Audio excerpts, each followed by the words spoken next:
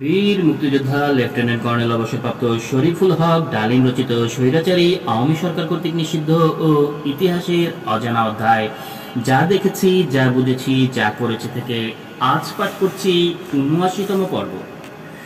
শত মাইল দুর্গম পার্বত্য অঞ্চল ও নিবিড় বনানী পার হয়ে সমস্ত কিছু ফেলে রেখে জীবনের ঝুঁকি নিয়ে মুক্তিযুদ্ধে যোগ দেওয়ার জন্য যারা সীমান্ত পেরিয়ে এসেছিল, রাজনৈতিক নেতৃবৃন্দের বেশিরভাগই তাদের ব্যাপারেও তেমন একটা আগ্রহ প্রকাশ করেনি। ট্রেনিং নেবার আশায় মাসের পর মাস তারা অপেক্ষা করেছে যুব শিবিরে, অনাহারে অর্ধাহারে। রক্ত আমাশা জ্বরে মারা গেছে অনেকে। তারা যে মহৎ উদ্দেশ্যে সব ছেড়ে ঘর ছাড়া হয়েছিল, তার স্বীকৃতিও কারো কাছ থেকে তারা পায়নি। প্রবাসী আওয়ামী লীগ সরকার ও তাদের দলীয় নেতারা সবাই কলকাতায় অবস্থান করে বেশি মাত্রায় ব্যস্ত হয়ে পড়েছিলেন শরণার্থ শিবির মন্ত্রণালয়, সচিবালয় ও তাদের ভারতীয় কাউন্টার সাপোর্টদের নিয়ে। মুক্তিযুদ্ধের চেয়ে প্যালেস ক্লিক ও ক্ষমতার দর কষাকষির ব্যাপারেই তারা ছিলেন বেশি ব্যস্ত। মুক্তিযুদ্ধ এবং মুক্তিযোদ্ধাদের উপর তাদের অনাস্থাই ছিল এর মূল কারণ। এই অবস্থার পরিপ্রেক্ষিতে সব কমান্ডারকেই স্থানীয় অধিবাসী, সুহৃদ, সহানুভূতিপ্রবণ লোকজন এবং মুক্তাঞ্চল থেকে পাওয়া সাহায্য ও দান গ্রহণ করে যুদ্ধ চালাতে হয়েছে। কারণ কলকাতায় অবস্থিত মুজিবনগর সরকার তাদের দায়িত্বে ব্যর্থ হলেও মুক্তিযোদ্ধা কমান্ডারদের দায়িত্ব পালনে গাফলতির কোনো অবকাশ ছিল না। নিজ নিজ সাধ্যে যতটুকু পেরেছে আপ্রাণ চেষ্টা করেছেন যোদ্ধাদের দাবি এবং চাহিদা পূরণ করতে। তাদের সেই আন্তরিকতাতেই তাদের কথায় হাসি মুখে প্রাণ দিয়েছে অসংখ্য মুক্তিযোদ্ধা বিনা প্রশ্নে নির্দ্বিধায়। সে সমস্ত শহীদ আত্মার সাথে করা প্রতিজ্ঞার কতটুকু আমরা অধিনায়ক হয়ে রক্ষা করতে পেরেছি সেটা আজও বিবেকে প্রশ্ন হয়ে চলছে। যাদের রক্তে গড়া এই বাংলাদেশ, সে বাংলাদেশ আজও অভিশপ্ত। কারণ শহীদদের রক্তের সাথে বেইমানি করে কোনো দেশ বা জাতি উন্নতি করতে পারে না। আল্লাহর গজব থেকেও মুক্তি নেই সে দেশ ও জাতি। আল্লাহর বিধান অমোঘ, নিরপেক্ষ। সেখানে চলে না কোনো ছলচাতুরি, প্রতারণা। দেশ ও জাতিকে বাঁচাতে হলে আমাদের হতে হবে পাক্কা ইমানদার, হতে হবে বিবেকবান। সত্যকে সত্য বলে মেনে নিতে হবে, যার যা প্রাপ্য তাকে তা দিতে হবে, উপযুক্তকে দিতে হবে তার ন্যায্য সম্মান। লাখো শহীদের চেতনার বাস্তবায়নের মধ্যেই নিহিত রয়েছে সত্যিকারের মুক্তির পথ। মুক্তিযুদ্ধকে ভারতীয় পর্যবেক্ষণ ও নিয়ন্ত্রণে রাখার জন্য ভারতীয় সরকারের তরফ থেকেও একজন করে সেক্টর কমান্ডার নিয়োগ করা হয়েছিল। তাদের একজনের অধীনে একটি কিংবা দুটি করে সেক্টরের দায়িত্ব দেওয়া হয়েছিল। ভারতীয় সেক্টর কমান্ডার এবং তাদের অফিসারদের সবাই ছিলেন কাউন্টার ইন্টেলিজেন্সি এবং গোয়েন্দা বিভাগের বিশেষ প্রশিক্ষণপ্রাপ্ত।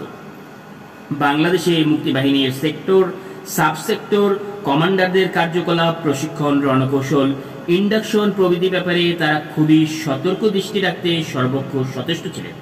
রেকর্ডিং ও এর ব্যাপারেও তাদের ছিল ভীষণ সতর্কতা। পাছে নকশালি অথবা বামপন্থী প্রোগ্রেসিভ মাইন্ডের ছেলেরা রিক্রুট হয়ে মুক্তিবাহিনীর সদস্য না হয়ে পড়ে, এ বিষয়ে তাদের সতর্কতা ছিল অবিশ্বাস্য। আমরা তাদের কড়া দৃষ্টিকে ফাঁকি দিয়ে অনেক ক্ষেত্রে বামপন্থী দেশপ্রেমিক ছেলেদেরকেও আমাদের ক্যাম্পে জায়গা দিয়েছি। ট্রেনিং দিয়ে, অস্ত্র দিয়ে তাদের ভেতরেও পাঠিয়েছি যুদ্ধ করতে। কিন্তু এই সমস্ত কিছু করতে হয়েছিল অতি গোপনে। বাংলাদেশের জাতীয় স্বাধীনতা সংগ্রামে ভারতের বিভিন্ন জাতীয় মুক্তির আন্দোলনকে যাতে কোনো প্রকারে ইনফ্লুয়েন্স করতে না পারে কিংবা কোনোরূপ সাহায্য তারা আমাদের সশস্ত্র সংগ্রাম থেকে নিতে না পারে, তার জন্য বিশেষ ব্যবস্থা গ্রহণ করেছিল ভারতীয় সরকার ও বিশেষ গোয়েন্দা বিভাগগুলো।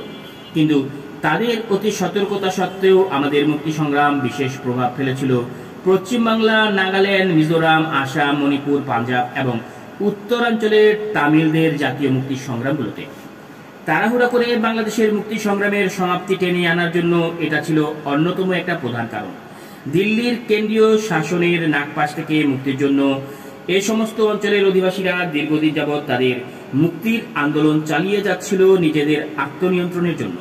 তাই স্বাভাবিক কারণেই বাংলাদেশের মুক্তি সংগ্রাম তাদের মুক্তি চেতনা ও প্রেরণাকে আরো বাড়িয়ে দিয়েছিল। আমাদের মুক্তি সংগ্রামের সাথে যে সমস্ত অফিসাররা জড়িত ছিলেন পরবর্তীকালে তাদের অনেকেই তাদের নিজস্ব জাতীয় মুক্তি আন্দোলনে যোগ দেন। শহীদ হয়েছেন অনেকেই, বিশেষ করে শিখদের খালিস্তান মুভমেন্ট তাদের অনেককেই যোগদান করেছিল। প্রাণ দিয়েছে জেনারেল সবক সিং, কর্নেল সুরজ সিং প্রভূত বীর মুক্তিযোদ্ধারা জাতীয়তাবাদী চেতনায় উদ্বুদ্ধ হয়ে তাদের অনেকেই আজ অবধি বীর বিক্রমে চালিয়ে যাচ্ছেন আমাদের স্বাধীনতার সংগ্রাম। মুক্তি পাগল এই সমস্ত জাতীয়তাবাদী ব্যক্তিদের রক্তে আগুন ধরিয়ে দিয়েছিল বাংলাদেশের তরুণ যোদ্ধারা। ইতিমধ্যে কলকাতায় অবস্থিত মুজিবনগর সরকারের নির্দেশে পালিয়ে আসা আমলাদের নিয়ে গঠিত হয়েছে বিভিন্ন মন্ত্রণালয় এবং সচিবালয়, বাংলাদেশ বেতার কেন্দ্র, গণসংযোগ ও বহির্বিশ্বের সাথে যোগাযোগ বিভাগ প্রভৃতি দপ্তর পরিদপ্তরের ভারে মুজিবনগর সরকার কলকাতায় ভীষণ ব্যস্ত। প্রতিটি দপ্তরের সাথে জড়িত রয়েছে ভারতীয় কর্তৃপক্ষের সদস্যরা। তাদের সকল ব্যস্ততা ও কর্মকাণ্ডের হদিস রণাঙ্গনে বসে আমরা কিছুই তেমন টের পাইনি। মাঝে মধ্যে নানা ধরনের খবর কিংবা গুজব ভেসে আসতো আমাদের কানে। তাদের কর্মতৎপরতা প্রত্যক্ষভাবে মুক্তিযুদ্ধে কতটুকু অবদান রেখেছে সেটা নির্ধারণ করার দায়িত্ব রইল ঐতিহাসিকদের উপর। তবে তাদের তৎপরতার যুক্তিকতা অস্বীকার করে বেশ কয়েকজন আমলা সরকারি মুক্তিযুদ্ধে যোগ দেওয়ার জন্য সোচ্চার হয়ে উঠেছিল। তাদের মতো দেশের ভেতর থেকে মুক্তি সংগ্রামকে সংগঠনের সাথে সাথে মুক্তাঞ্চলে গঠিত হওয়া উচিত ছিল এ ধরনের প্রবাসী সরকার। রণাঙ্গন থেকে বিচ্ছিন্নভাবে সুদূর কলকাতায় মন্ত্রণালয় সচিবালয় সাজিয়ে বসার কোনো যৌক্তিকতা নেই। কলকাতায় বসে সবাই যার যার পদ ও মর্যাদা টিকিয়ে রাখতে বিশেষভাবে ব্যস্ত হয়ে পড়েছিলেন। ক্ষমতার কোন্দলে কুলসিত হয়ে উঠেছিল থিয়েটার রোড এবং সার্কাস অ্যাভিনিউ। পরিবেশ ও পররাষ্ট্র মন্ত্রণালয় জনাব খন্দকার মোস্তাক আহমেদ ও তার মন্ত্রণালয় স্থাপন করলেন সার্কাস অ্যাভিনিউতে। পুরো মিশনটাই তখন থেকে পররাষ্ট্র মন্ত্রণালয়ের প্রধান দপ্তর হিসেবে কাজ করে যাচ্ছিল। পররাষ্ট্র সচিব ছিলেন জনাব মাহবুবুল আলম চাষী, খন্দকার মোস্তাক আহমেদের একান্ত সচিব জনাব কামাল সিদ্দিকী। এছাড়া সার্কাস অ্যাভিনিউতে জনাব তাহিরউদ্দিন ঠাকুর এবং জনাব মওদুদ আহমেদ বহির্বিশ্বের সাথে এবং বিদেশি সাংবাদিকদের সাথে যোগাযোগ রক্ষা করার জন্য একটি তথ্য সেল খুলেছিলেন। সেটি পররাষ্ট্র মন্ত্রণালয়ের যোগসাজশে পরিচালিত হতো।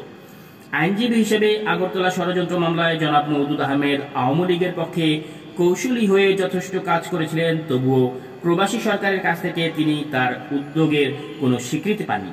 এই ব্যাপারে বিশেষ দুঃখ প্রকাশ করে জনাব মওদুদ আহমেদ প্রধানমন্ত্রী তাজউদ্দিন আহমদকে একটি নিবেদনপত্র লিখেছিলেন। তিনি চাইছিলেন স্বীয় উদ্যোগে স্বাধীনতা সংগ্রামের পক্ষে তিনি যা কিছুই করেছিলেন প্রবাসী সরকার তার স্বীকৃতি দিয়ে তাকেও কোনো একটা বড়সড় পদ বহাল করুক। কিন্তু তার সে আশা পূরণ করেনি মুজিবনগর সরকার আজ অজানা কোনো কারণবশত। ইতিমধ্যে থিয়েটার রোডের প্রধানমন্ত্রীর সচিবালয়ের সাথে পররাষ্ট্র মন্ত্রণালয়ের বিরোধিতার কথা প্রকাশ হয়ে পড়তে থাকে। নীতিগত অনেক বিষয়েই জনাব তাজউদ্দিন ও তার পররাষ্ট্রমন্ত্রীর মাঝে ব্যবধান গড়ে উঠতে থাকে। ভারতীয় সরকার ও জনাব মোস্তাকের প্রতি বিরূপ হয়ে ওঠে। বাজারে গুজব ছড়িয়ে পড়ে যে জনাব খন্দকার মোস্তাক আহমেদ গোপনেই সিআইএ এর মাধ্যমে আমেরিকার সাথে যোগাযোগ রক্ষা করে চলছেন। অস্থায়ী সরকারের অলক্ষ্যে আমেরিকার মধ্যস্থতায় তিনি নাকি পাকিস্তান সরকার ও শেখ মুজিবের সাথে আলোচনার মাধ্যমে পূর্ব পাকিস্তান সমস্যার একটি গ্রহণযোগ্য রাজনৈতিক সমাধান খুঁজে পাবার চেষ্টায় আছেন।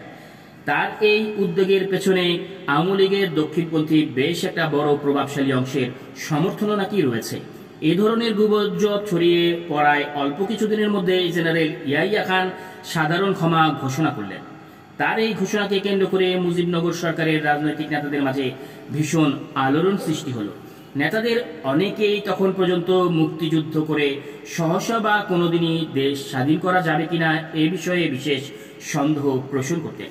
তাদের মনোভাব ছিল এরকম, যা হবার তা তো হয়েই গেছে, আখের যতটুকু গোছাবার তাও বেশ গুছিয়ে ফেলা হয়েছে। সেক্ষেত্রে যত তাড়াতাড়ি সম্ভব দেশে ফিরতে না পারলে গোছানো সম্পদ ভোগ করা যাবে না। তাই ইয়াহিয়া খানের সাধারণ ক্ষমার সুযোগটা বিশেষ গুরুত্বের সাথে বিবেচনা করা উচিত।